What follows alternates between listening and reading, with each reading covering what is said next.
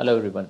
So this is our first module of the course. We will be talking about relational data models. So just to give you a quick overview, if you recall from the previous video, relational data models is the primary concept which was proposed in the 1970s by Dr. Cord, and based on this relational data models, the whole notion and concept of database systems were developed, right? So this is the fundamental underlying theory. Okay, so in this module, what we are going to do is we are going to cover relational data models. If you remember, I spoke of concepts such as relations, different kinds of operators. So I'll cover all of that, and then we'll take some simple examples to show how relational models and how the operators which were proposed by Cord, how we can use all of that to model typical set of business queries that you may want to pose on your data, right? So this is the underlying theory of it.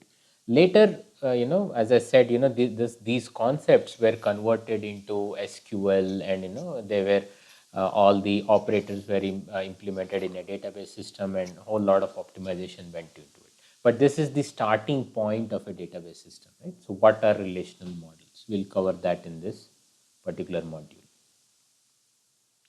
Okay, so we'll start with the most simple definition, which is the definition of an relation. So you may want to call it as relation. So this is the technical name of that. And if you want, you can even use the word, tables and all that. That's really up to you. Which one do you want to use, right? So in a relation or slash table, so what you have, it's a collection of tuples or rows, right?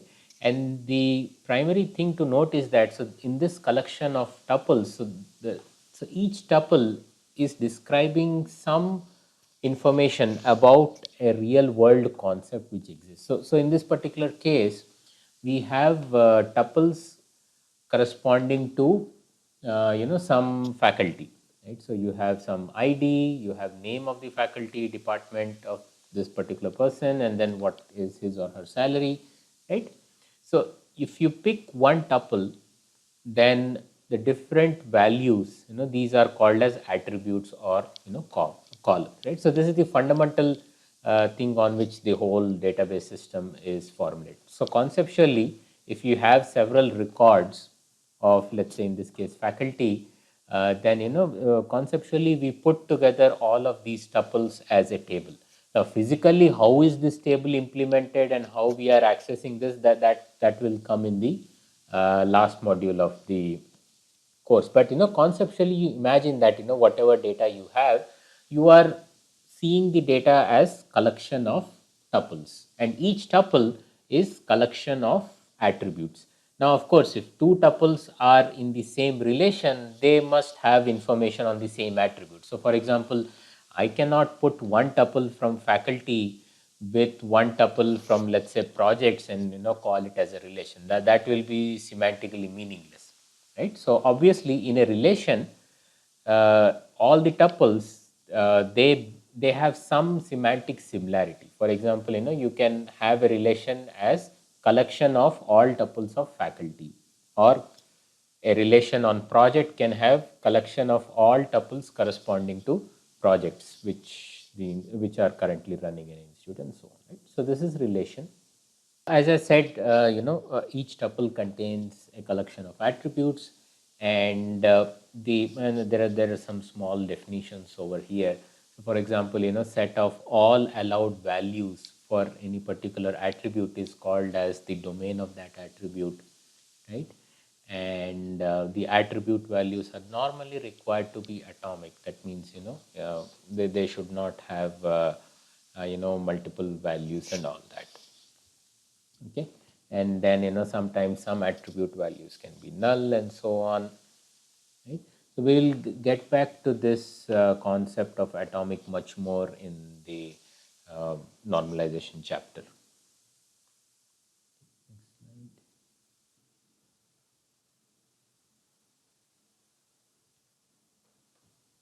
Okay, some more definitions here.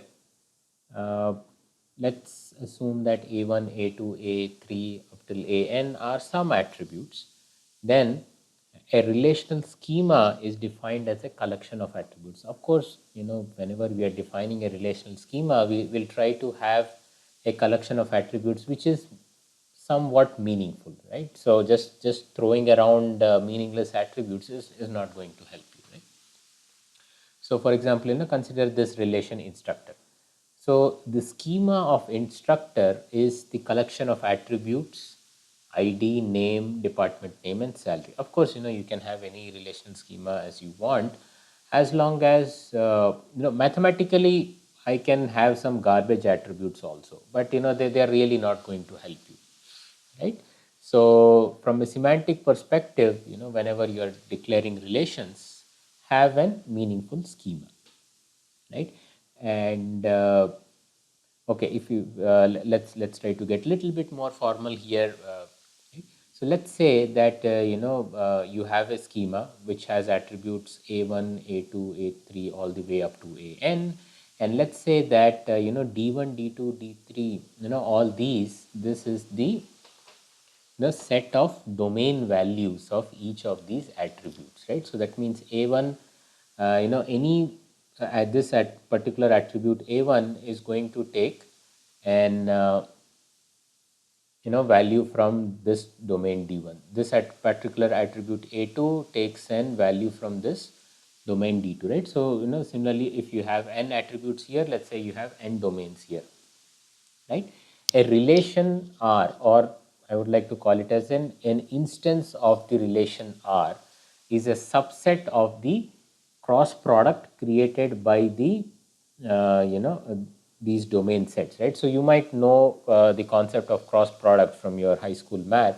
So let's say whenever you have two sets A and B, A has 5 values and B has 5 values, and if you create a cross product set, you take 5 values from A, you pair it with each of the 5 values of B. All in all, you get 5 into 5, 25 pairs, right? So this D1 cross D2, this is what it is. So in our case, if each of these have, maybe 3, if the size of this domain set is 3 each, the cardinality, then, this big space, you can imagine by, this is a collection of your ordered tuples from, which is created by this Cartesian product, right?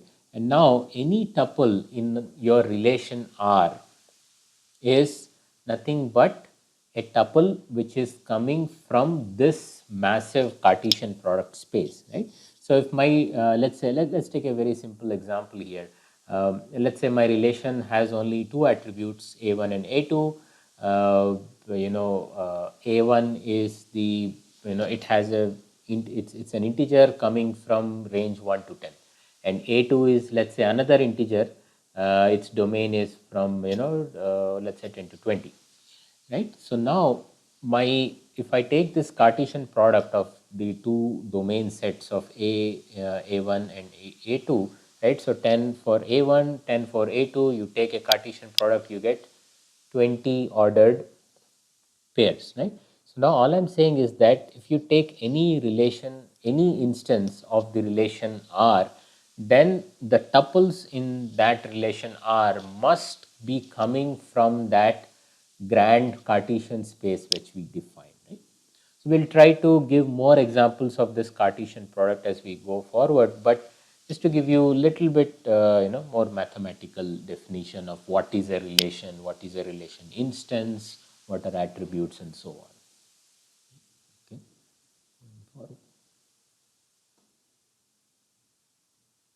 Okay. So I think this is just an example of a relation. I think I already covered this. Just saying that this is a relation. This is, to be very precise, this is an instance of relation faculty, right?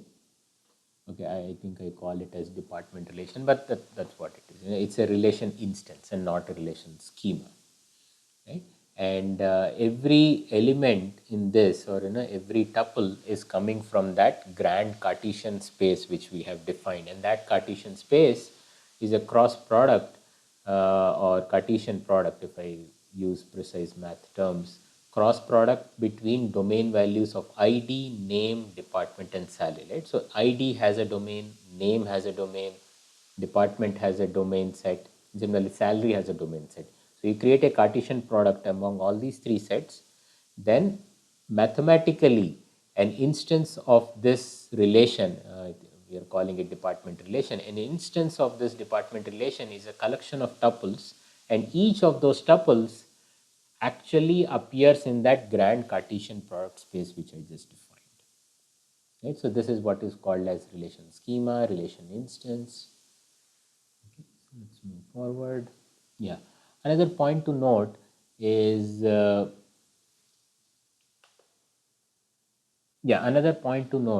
that relations are unordered, right? So there is no fixed ordering among uh, tuples in a relation instance. So remember, all of this is just conceptual. I'm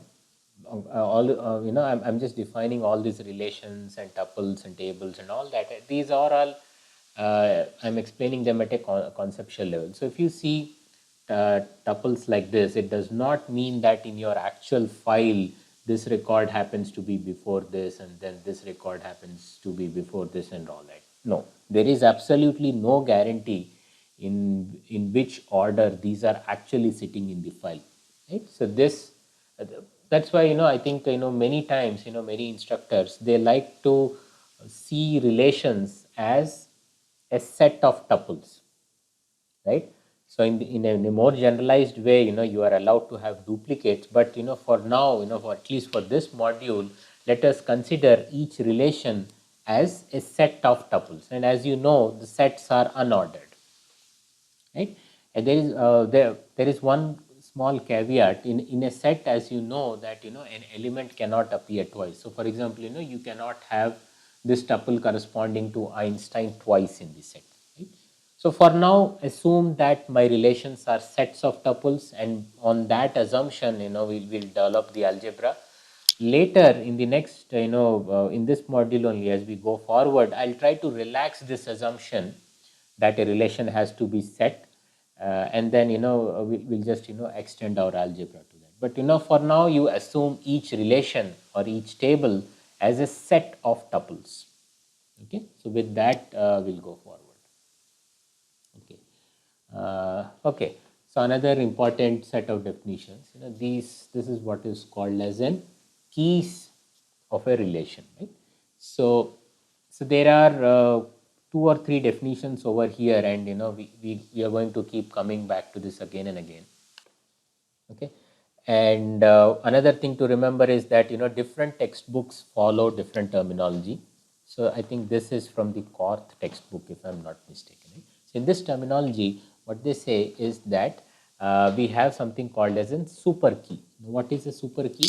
Super key is a set, given a relation R, you have a schema of a relation R, then super key of the relation R is a set of attributes of that particular relation which can uniquely identify a tuple, right? So for example, if we take our instructor faculty relation, which I have been talking about all along, you can assume that the ID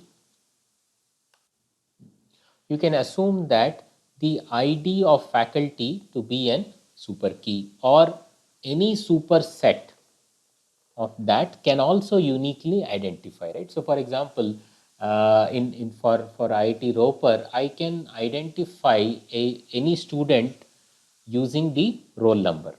But now if I have a combination of roll number and name, I can still identify that tuple uniquely. If I have roll number, name, age, then also I can identify, right?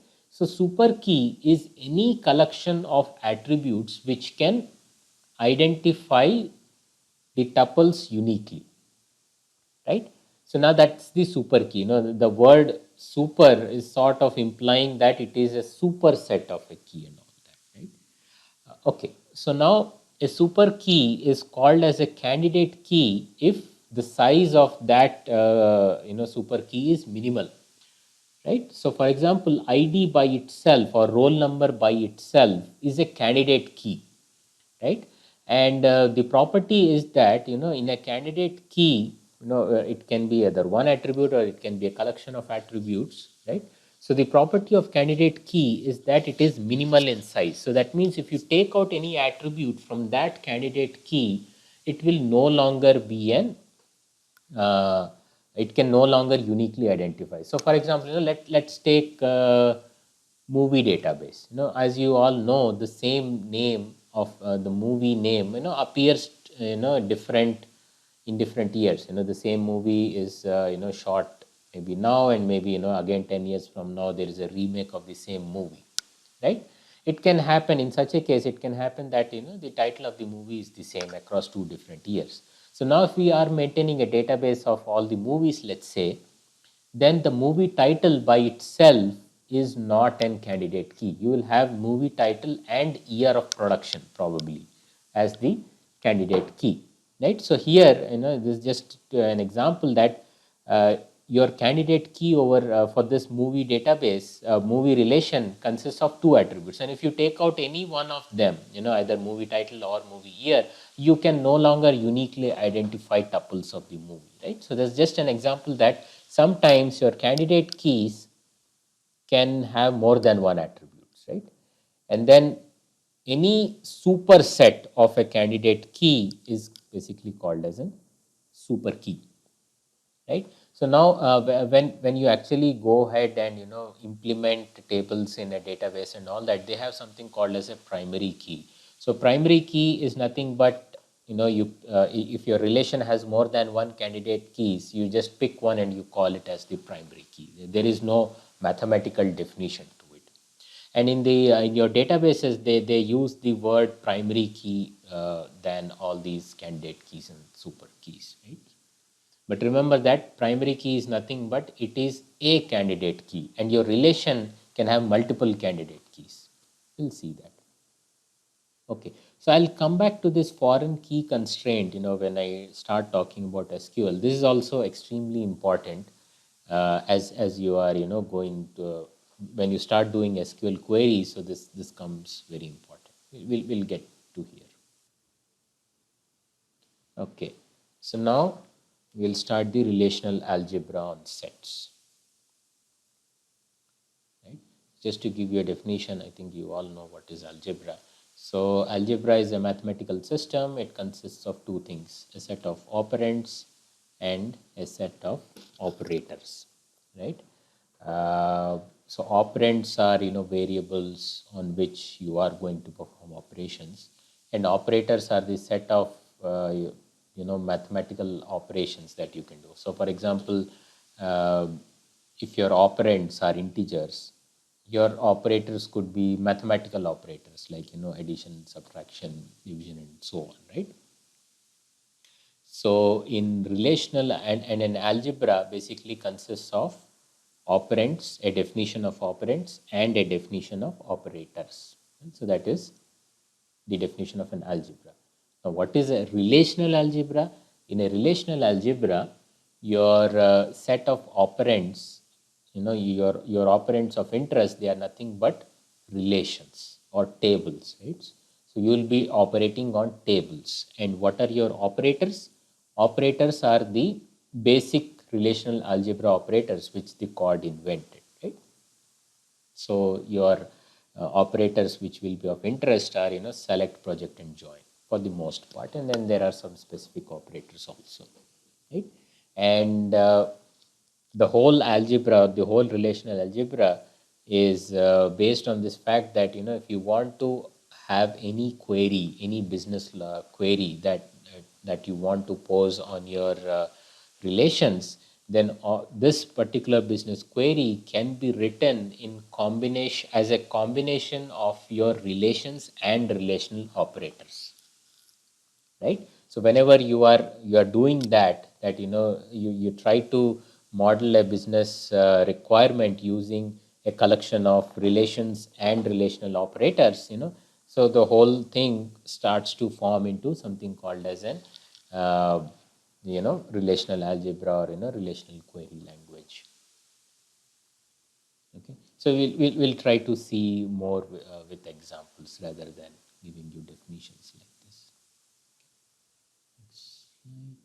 Okay, so in relational algebra, we have following 5 major kinds of operators. So the first 3 operators or the first category of operators, these are coming from your set operations, right? Remember that in relational algebra also we are working on relations, and in the starting of this lecture I mentioned that your relations are nothing but they are defined as set of tuples. So your traditional set operations of union, intersection and difference, they carry forward, they get carry forwarded to your relational operators by default. It's sort of a no-brainer, right? And then there are some new operators which are very specific to your relational algebra. So I have been telling this multiple times. The first is the select operator. And then you have project operator. Then you have products and join operations. We'll cover all of these in detail. And then finally you have something called as renaming of operations. So primarily the central premise that Cord presented forth was that any business logic you can that is of interest to in an information system can be represented using a combination of these operators on our relations, right? So we'll try to get more examples on this. Okay, so the first ones are, I think they are pretty straightforward. So you have two relations R and S, and we are modeling them as sets. So therefore, you will never see duplicate tuples. And given to relation R and S, you can perform an union. So union is, you're doing just union of these two relations. Remember that even after union operation, uh, the duplicates are removed. You see this tuple alpha and 2, this appears in both the sets, but in the final output, it appears only once. So the duplicates are removed. Another thing to remember is that whenever you are performing a union of two relations, you must make sure that the schema is identical, right? Here the relation R and S, we could perform a union of those two because the schema level that here I have attributes A and B, and here also I have attributes A and B, they are identical. You cannot perform a union across relations with whose schema is different. Okay, next you have okay, next is set difference. So this is of interest, and many times in the queries also you will find it here. So you given two relations, again R and S, of course the schema has to be same for all these set kind of operators. I define my R minus S as following. So R minus S is defined as set of all the tuples which appear in my relation R, but they do not appear in my relation S. So for example, here R has 3 tuples, S has 2 tuples. So our relation R has 2 tuples, alpha 1 and beta 1. These 2 tuples, they do not appear in S, right? So therefore R minus S is defined as the set of tuples which are present in relation R, but they are not present in relation S, right? So that is the definition of R minus S. Okay. Intersection, it's pretty straightforward. Again, you are given two relations as sets. Intersection is the set of tuples which appear in your both the relations, right? So here if you take R intersection S, you just get one tuple. Okay. And as I said before also, for all these set based operators, your schema has to be same for both the relations on which you are performing that operation. Next.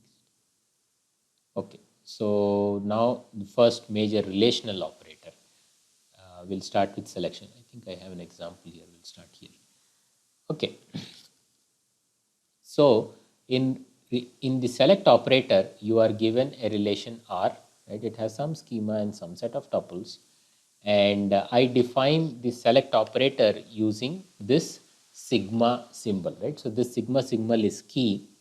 I say that my relation R is passing through the sigma operator, and I'm going to perform the following if condition on the tuples of relation R. So the way to interpret the select operator is as follows, right? So you will take the relation R, which is going in sigma. You take the relation R, this is your relation R, and you pass through each and every tuple of relation R. So here relation R has four tuples. So you pass through every tuple of relation R, and for every tuple you check the following condition, and this is just an logical condition, right? It can be anything. Of course, this logical condition has to be defined on the attributes. So I have defined something like this. So here my condition states that for each tuple I'll check the following two conditions. So the attribute value or the value in that tuple for attributes A and B, that should be same, and the value of D should be greater than 5. So you will parse each of the tuples through this particular if condition, right?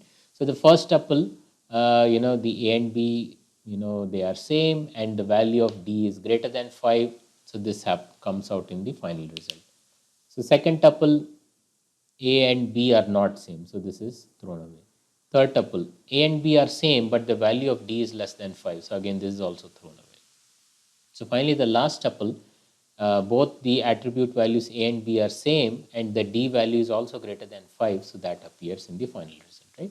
So I evaluated each tuple in this relation against this if condition, and whichever pass through, they appear in the final result, right?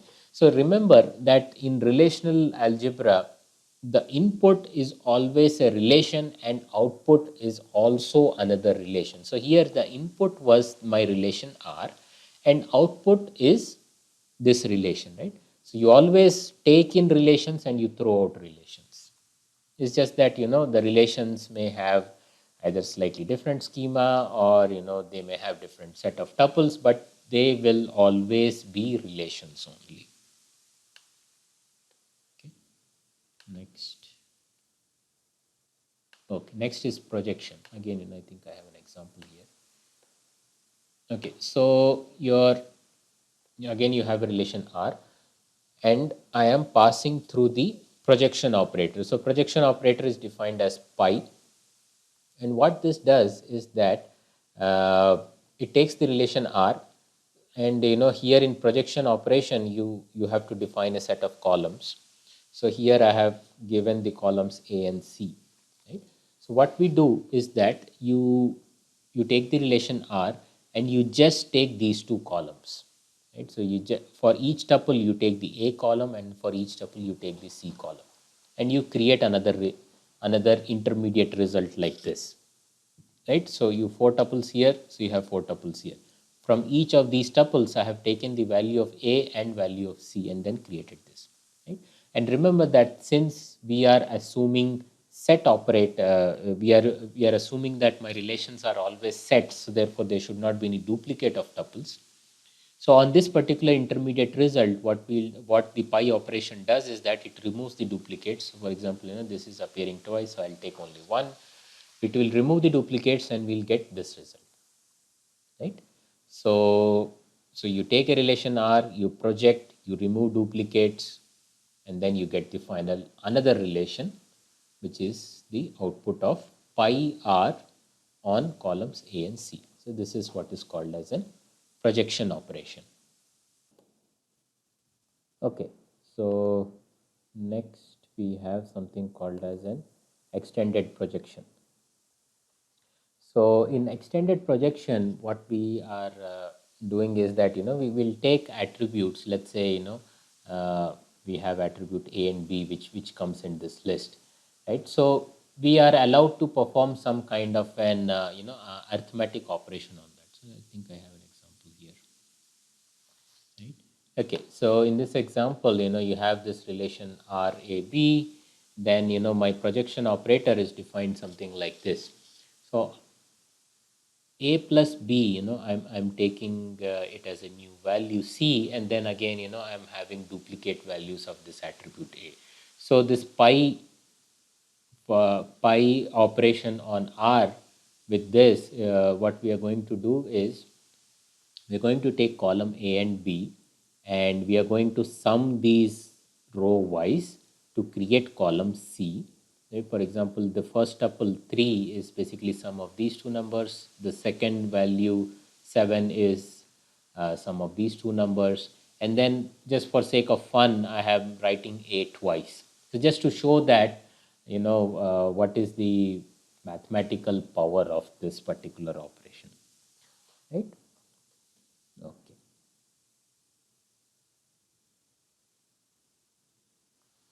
Okay. So next is Cartesian product. So as I mentioned before, this is very similar to your Cartesian product, which you might have studied in your high school math. So let's say that you are having two relations, R1 and R2. R1 has some tuples and R2 has some tuples, right? So R3, which is defined as R1 cross R2, is another relation where each a tuple of R3 is nothing but a tuple of R1 placed next to a tuple, another tuple of R2. Right? I think probably it's best to talk in terms of example. Okay, so here is an example. So you have two relations A and R and S. So R has two attributes A and B, and relation S has three attributes C and D. Okay, so now in R cross S, you have two tuples over here and you have four tuples over here. So 2 times 4, you have 8 tuples, which will be in your Cartesian product R cross S, right? So how are we going to create these tuples?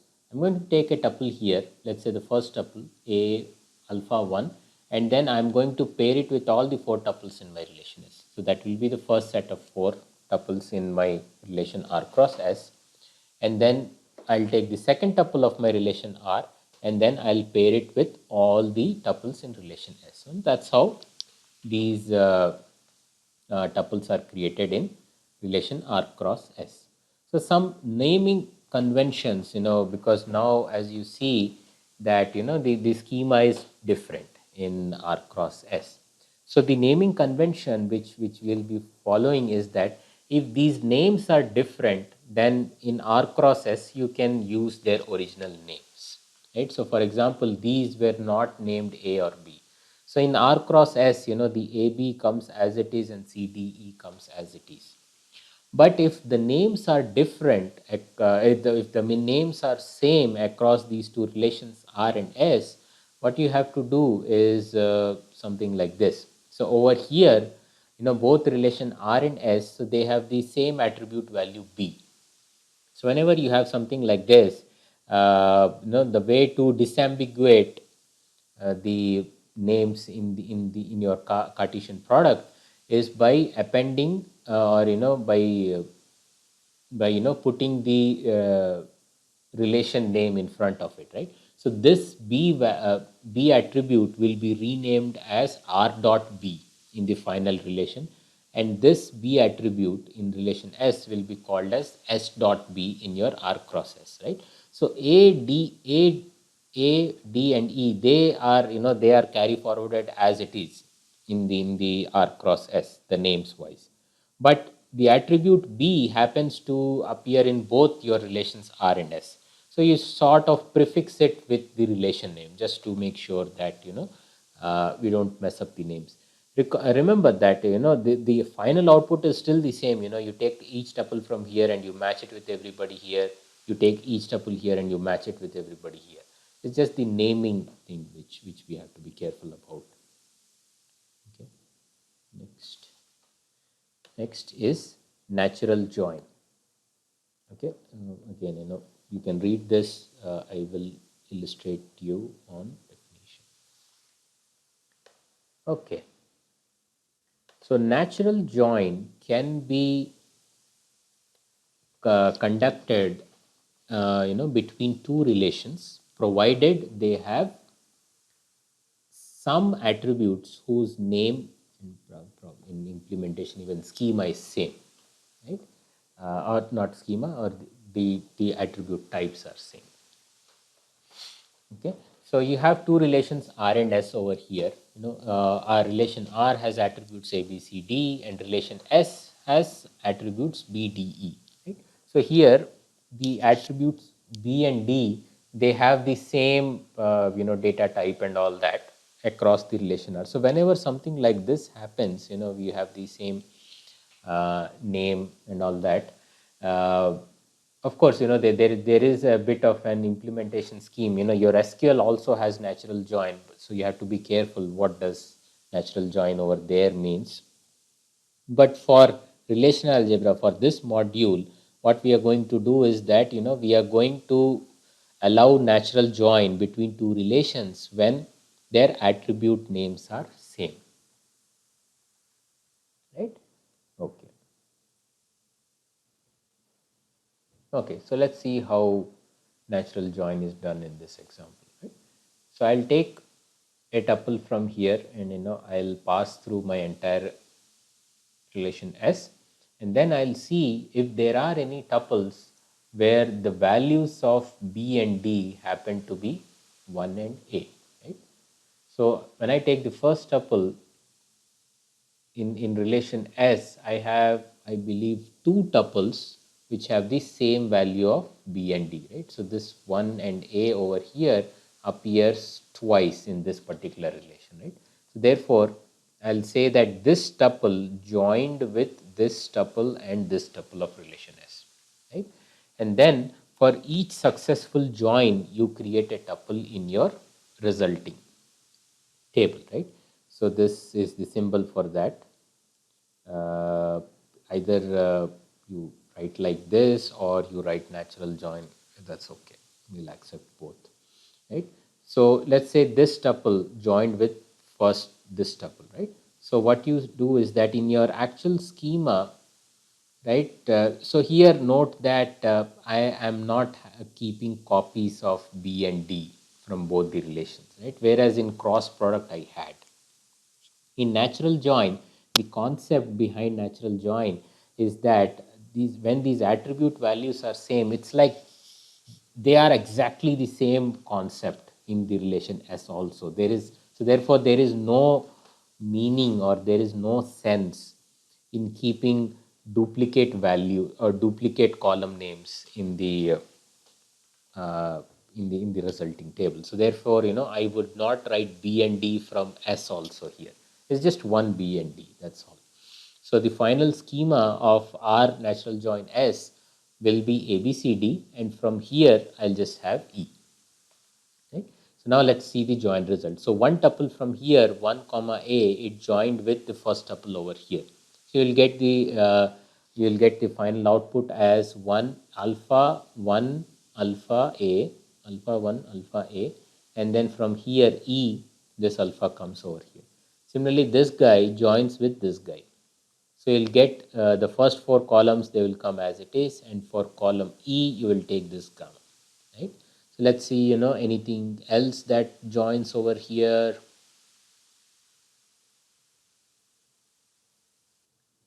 Okay, so there is, I think, one more tuple here. We have this alpha 1 gamma A. So this also joins with this guy and this guy, right? So that will create these two tuples, and then finally I believe this also joins. So this guy just joins with this tuple to create your last tuple. Okay. Okay, so that is the natural join operation between my relation R and S. So there is equivalent way of writing it, which is what I have written here below, that R natural join S is mathematically equivalent to you performing R cross product between R and S then you perform this join operation where r dot b is equal to s dot b and r dot d is equal to s dot d, and then finally project out the duplicate column names, right?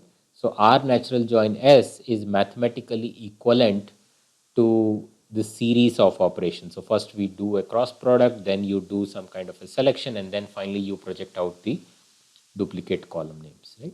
So this is mathematically equivalent to this. Okay, next. Theta join. Okay, so theta join between two relations is defined as this. So let's say you have relation R1, R2. You use the same symbol as natural join, but you write a small c over here, right? So this c defines the join condition, right? Let me see. I think I have another example here. No, no. Okay, so the way to read a theta join is that so if you are given something like this, so it is mathematically equivalent to you performing an cross product between your relation R1 and R2. So let's take that as an intermediate relation, and then you perform a selection operation, and in that selection operation, this join condition which is over here comes out uh, the same join condition in this, right? So it is cross product followed by some kind of an select operation, right? And remember that this c, it can be anything. It can be even it can be any arbitrary logical condition. So it may not be just like equality of attributes and all that.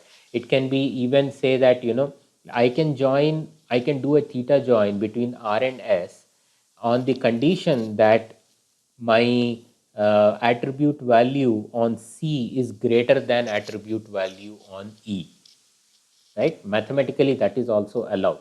Now, whether that makes sense to you or not, that is a different story.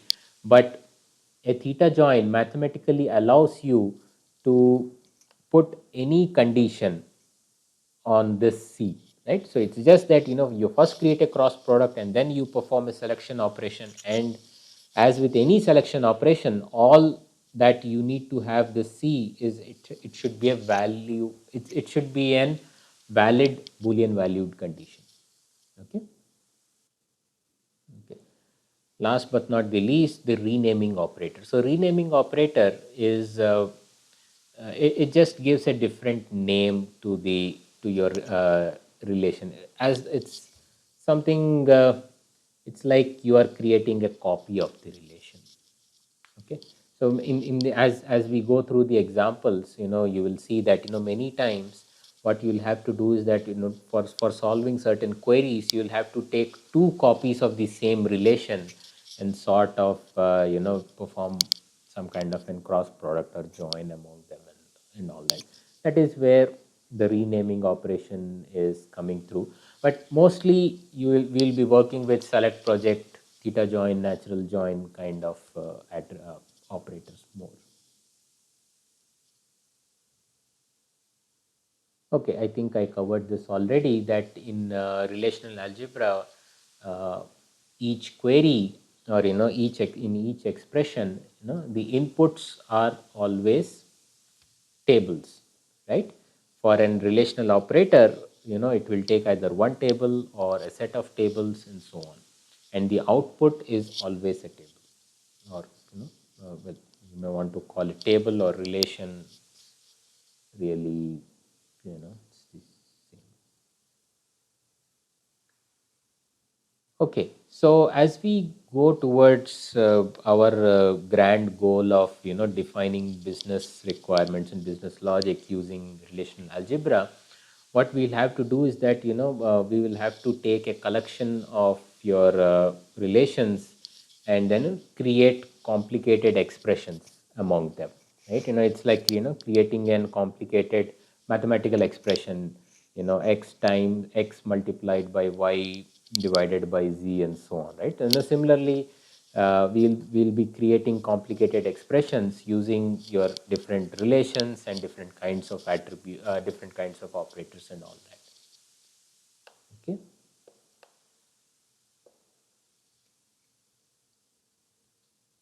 Okay, so here, when we are building complex expressions, there is more than one way of writing, building or writing those expressions. Let me just quickly cover them, and you can pick whichever is most suitable for you. Right. Uh, Okay, and last, just a small thing. So when you are writing expressions, sometimes your expressions can get really long.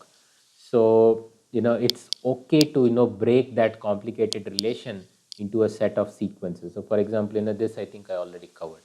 If you have two relations R1 and R2 and you're doing a theta join, you can always break this as, you create first the cross product, you store it in some temporary relation R2, and you take sorry R4, and then you take that temporary relation R4 and pass it through your selection operation, and this C should be same as this C, and this is the final output, right? Okay. And the renaming part also, we may not always be using that row symbol always. Sometimes if it is implied, we will just let it slide, because the goal is to have a meaningful expression rather than just getting bogged down by. Okay, so let's see, I think this is another way of doing things, so let me skip ahead and then show you an example. So this is what is called as an expression tree. So let's say you have, uh, you know, you have a movies database, you have a movies table, and then you are posing the following business question on it. The question is, what are the titles and years of movies that were made by Fox Entertainment that are at least 100 minutes long. Of course, this query can be written in more than one way. This is just an example here. So we will take one copy of movies here and pass it through selection operation, and then I filter out tuples from this movie relation on the basis of the length. And my condition is that I'm going to filter out all tuples whose length attribute has a value greater than 100. So that is the one set.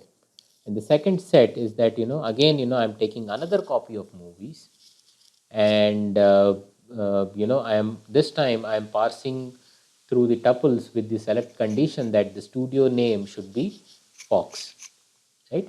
And then you get intermediate results after both of these select operators, and then you perform an intersection, right?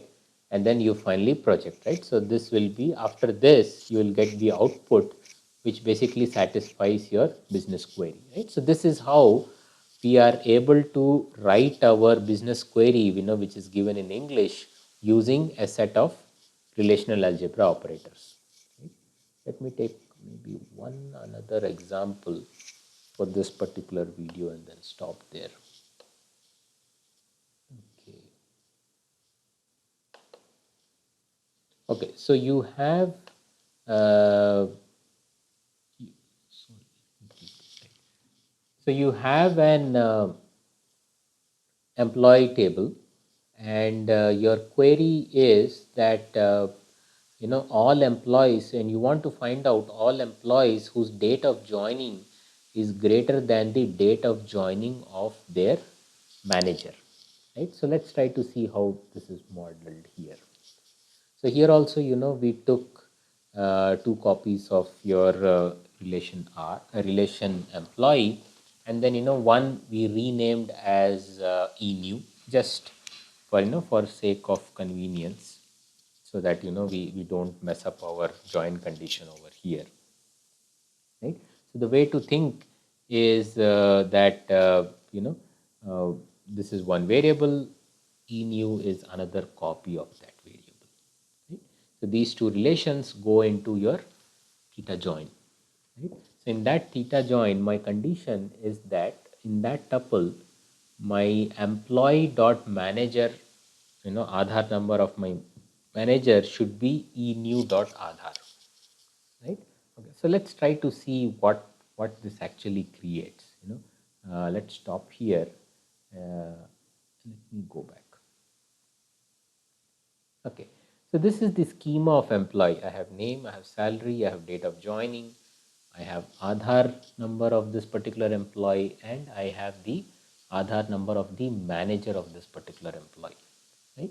So now we are doing a self, this is called as a self join.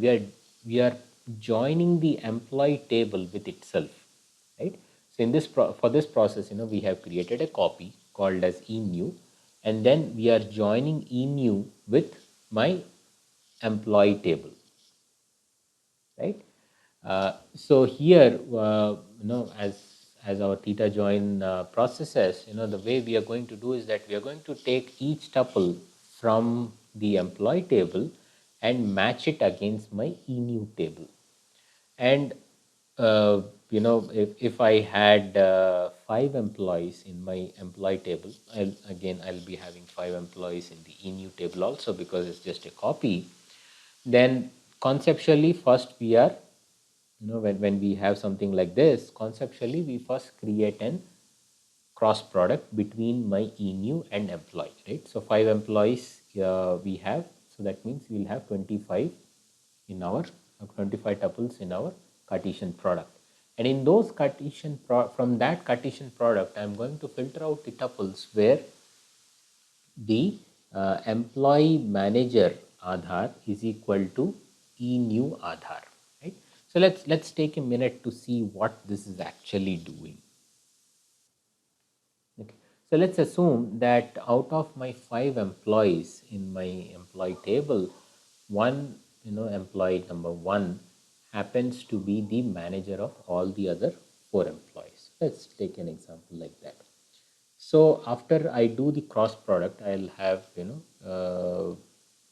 25 tuples, right? And then when I do this filtration, what is happening is I'm checking if the employee dot manager Aadhaar is equal to enew dot Aadhaar, right? So my question here is, how many tuples from our 25 from our space of Cartesian product will actually pass this condition? Remember that you have in your employee table, you have 5 tuples, out of which one is happens to be actually the manager guy of all the other 4 employees. So for the manager Aadhaar will actually be null, because I'm saying that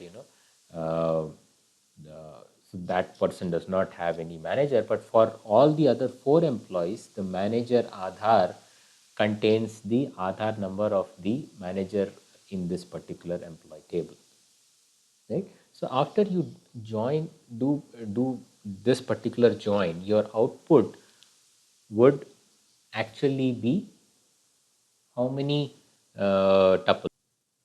For our example, it would be 4, okay, because each of the 4 employees will have their manager Aadhaar matched with only one tuple who actually happens to be the manager in our table, right? So after this operation, what we are going to have is, we'll have a list of all the employees, 4 in this case, and for each of those four employees, I'll the manager Aadhaar will get matched with one of the tuple, and I'll have details of the manager also in this schema, because remember, the schema after this join operation consists of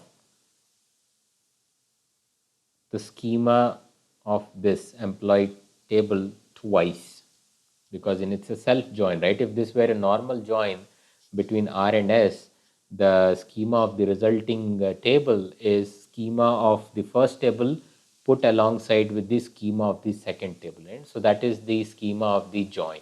So since this is a self join, employee joining with itself, the schema after the join operation would be the employee schema repeated one more time, right? So it will be name, salary, DOJ, Aadhaar, manager Aadhaar, and then again name, salary, DOJ, right? So for each of those 4 tuples in the result which I was talking about, what will it have? It will have the name of that employee, salary, DOJ, Aadhaar of that person, Aadhaar of the manager, of their manager. And then for the second part, you will have the name of the manager, salary, DOJ, his Aadhaar, and if there is any manager on that side. But in this example, there was not, right? So that will be the resulting. Now, after I do this particular join, and this theta join, I am performing an select operation, which is saying that filter out from out of these 4 tuples, filter out all those tuples where the employee date of joining happens to be greater than the date of joining of the manager, right? So you perform that select operation, and then you finally perform a projection to take out all the employees, right? So after you do this, you will get the names of all the employees whose date of joining is greater than the date of joining of their manager. I know this is a slightly complicated example. What I would recommend is that you create a small example for your best. I think you should do that. You create a small employee table. You put in some name, salary, DOJ, Aadhaar, and manager Aadhaar. You take only 5. Just like the example which I said, you take 5 employees, make one of the employee as the manager of all the other 4 employees, and you create this table. You write it on a piece of paper, right? And you create this employee table, and you create another copy, and you perform this join operation. And how are you going to perform this join operation? You're going to conceptualize an Cartesian product followed by the selection operation on this, right? So that is the best way of understanding these expressions. Sometime at least in the beginning, you may want to visualize these expressions using some small tables with 2 or 3, 4 tuples. It is for your own benefit, I'm saying. I think you will explain, you will understand it much better. So this also, self join is a complicated case, but I think it's really not hard for you to quickly get a small example of employee, put one as the manager of all the other, right? So you basically have to fill the some employee tuples over here, and pass that example through this expression. Then you will understand how this self join is working, how this select operation is working. This is a complicated case, self join. I think it's best that you sort of visualize it with a small example. Of course, if you have still doubts, I'm always there to help you. Okay. Okay, I think some closing comments. So here, as I said, that uh, whenever you're doing union, difference, or intersection operation, your schemas of the operands must be same.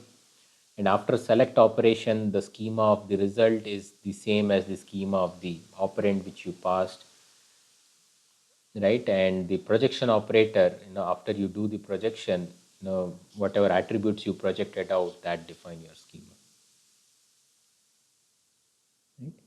So in the in case of cross product, the schema is basically in union of the attributes of both the relations which are involved in the cross product.